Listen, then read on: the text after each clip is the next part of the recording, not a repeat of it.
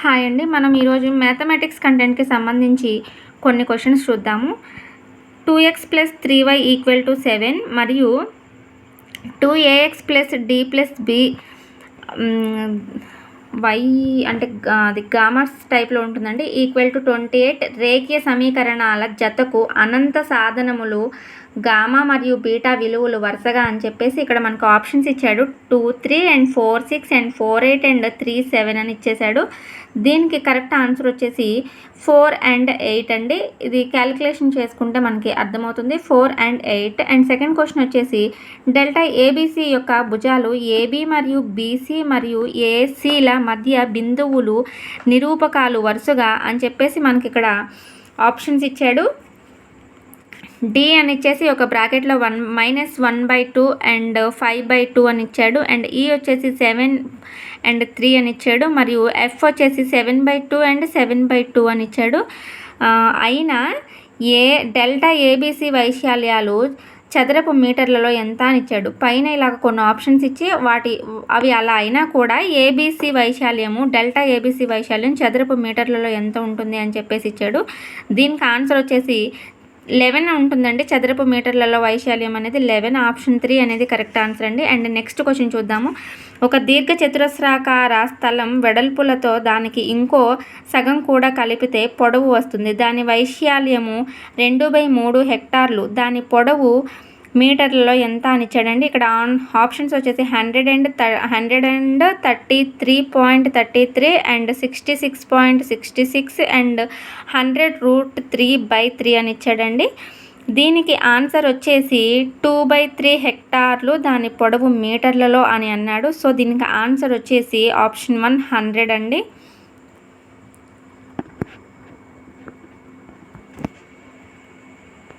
Sorry అండి, camera అనేది వేరే మూమెంట్లోకి వెళ్ళిపోయింది.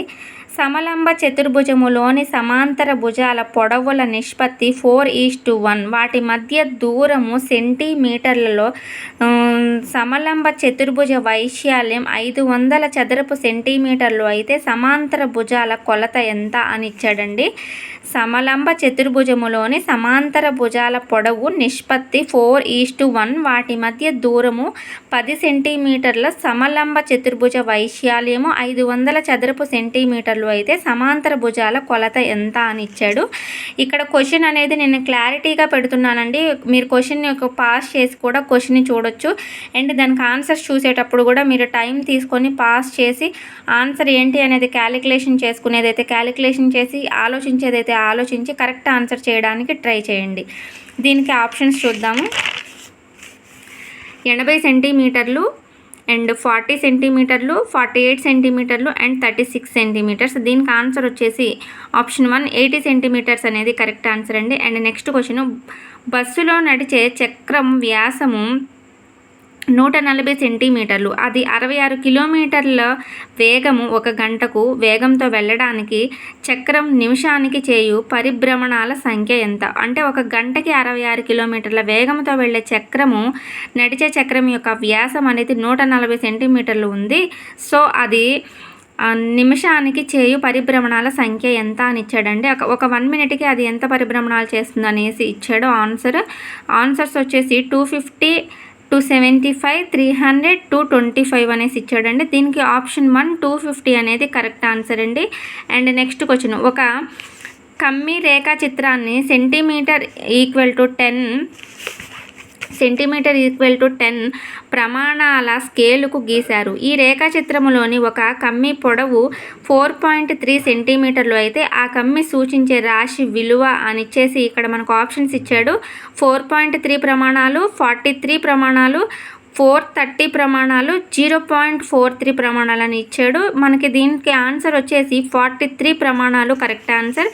అండ్ నెక్స్ట్ క్వశ్చన్, 3 ఒకే రకమైన నాణేలను ఒకేసారి ఎగురవేసినప్పుడు 2 బొమ్మలు మరియు 1 బొరుసు ఏ క్రమంలోనైనా రాగల సంభావ్యత 1/4, 5/8, 1/2, 3/8 అండి. దీనికి ఆన్సర్ వచ్చేసి 3/8. అండ్ నెక్స్ట్ క్వశ్చన్ చూద్దాము. భూమిపై ఒక టవర్ నిటారుగా నిలిచి ఉన్నది. ఆ టవర్ అడుగు నుండి 15 మీటర్ల దూరం నుండి ఆ టవర్పై కొన 45 డిగ్రీల ఊర్ధ్వ కోణములో పరిశీలించబడినది. అయినా ఆ టవర్ ఎత్తు ఎంత మీటర్లలో? 15/√3 15 బ్రాకెట్లో √3 + 1 అని ఇచ్చాడు. దీనికి ఆన్సర్ వచ్చేసి ఓన్లీ 15. అండ్ నైన్త్ క్వశ్చన్ మూల్యాంకనం వలన అభ్యాసకులలో కలిగే ప్రయోజనమును ఈ క్రింది పేర్కొనబడిన ప్రవచనములలో కనుగొనండి. ఇక్కడ క్వశ్చన్ చూడండి, క్వశ్చన్లోనే మనకి ఆన్సర్ కరెక్ట్ ఏది అనేది ఉండిపోతుంది. మూల్యాంకనం వలన అభ్యాసకులలో కలిగే ప్రయోజనమును ఈ క్రింది పేర్కొనబడిన ప్రవచనములో కనుగొనండి. బోధనాభ్యసన ప్రక్రియలో చురుకుగా పాల్గొనడము, సమస్య సాధన, భిన్న తరహాలో ఆలోచించే నైపుణ్యాలను వారిలో అభివృద్ధి చెందుతాయి. సమన్వయంగా ఆలోచించడం ద్వారా నూతన పరిష్కార మార్గాలను ఆవిష్కరించి వాటిని అమలు చేయడానికి ఉత్సాహంతో ఉంటారు అని చెప్పేసి ఇక్కడ కింద కరెక్ట్ ఆన్సర్ ఏదో గుర్తించమని ఇచ్చాడు.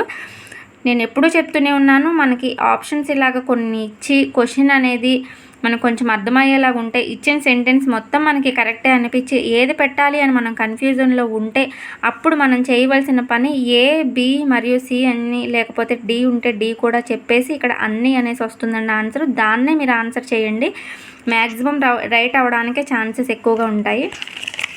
అండ్ 20th క్వశ్చన్, క్రింది ప్రవచనములను పరిశీలించి సత్య ప్రవచనమును ఎంపిక చేయము. హెర్బర్ట్ పాఠ్య పథక దశలో సమర్పణ తర్వాత సంసర్గం వచ్చును. అన్వయం తరువాత దశ పునర్విమర్శ. సన్నాహం తరువాత దశ సంసర్గం. క్రింది వాటిలో సరి అయిన దానిని ఎంపిక చేయము. ఏబిలు సత్యము, బీసీలు సత్యము, సిడీలు సత్యము, ఏబీలు సత్యము. ఇక్కడ అన్నీ వస్తే లాస్ట్లో ఒకటి చేయమన్నారు కదా, అది చేద్దాము అంటే చూడండి, ఇక్కడ మనకి ఓన్లీ 2 ఆప్షన్సే ఇచ్చాడు. ఎవ్రీ ఆప్షన్లోనూ ఓన్లీ పైన ఇచ్చిన సెంటెన్స్లో నుంచి 2 సెంటెన్సెస్ మాత్రమే ఇచ్చాడు. ఏబి సత్యము, బీసీ సత్యము, సిడి సత్యము, ఏబి సత్యము అని చెప్పేసి. సో ఇక్కడ ఆన్సర్ వచ్చేసి సమర్పణ తర్వాత సంసర్గం వచ్చును, అన్వయం తర్వాత దశ పునర్విమర్శ అనేవి కరెక్ట్ ఆన్సర్స్. సో ఆప్షన్ 1 అనేది కరెక్ట్ ఆన్సర్. ఇక్కడికి ఇంకొక 10 క్వశ్చన్స్ అనేవి కంప్లీట్ అయినాయండి మ్యాథమెటిక్స్ కంటెంట్కి సంబంధించి. సో వీటికి మీరు ఎన్ని ఆన్సర్ చేశారు, ఎన్ని కరెక్ట్ అయ్యాయి, ఎన్ని రాంగ్ అయ్యాయి, అంటే రాంగ్ అయినా చెప్పవసరం లేదు, ఎన్ని కరెక్ట్ అయ్యాయి అనేది నాకు కామెంట్ బాక్స్లో కామెంట్ చేయండి. అలాగే ఈ వీడియో కనుక మీకు యూస్ఫుల్ అవుతుంది అనుకుంటే లైక్ చేయండి, షేర్ చేయండి, ఛానల్ని సబ్స్క్రైబ్ చేసుకోండి.